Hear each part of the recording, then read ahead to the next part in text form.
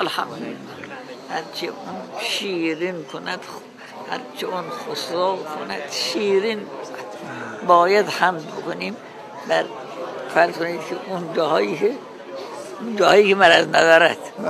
لئن شکرتم لازیدن، جاهای دیگه خوب میشه. خدا انشاءالله به زودی عافیت کامل مرحمت. ما هم انشاءالله از گدایی دست بر نمیداریم.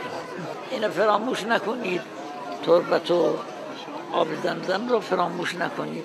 صدقه بر افراد متعدد زیاد، اون رو هم فراموش نکنید. صدقه بر افراد متعدد به همین اقوام آفر هم فراموش نکنید. اگر هر شبی کسی پیش شما باشد بخوند برای شما بخونید حدیث کسا را انشاءالله تعالی.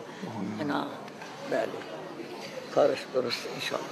بله خدا انشاءالله به زودی عافیت کامل مرحمت کنه و انشاءالله حال شما که خوب شد به ما پیغام بدهید که انشاءالله تعالی. من منتظرم نظری بکنید که انشاءالله بهتر بشه. انشاءالله ما علی حال کسانی هم که با ما چیزی سفارشی هم نکردن بعد هر نماز همه اینا رو ولو منون مؤمناتی که در چین هستن. بله و الا ناقص الایمانیم اگر فراموش بکنیم. بله درست. بله لا انشاءالله بتودی عافیت کامل است. ارحم الراحمین کان الله معکم انشاءالله.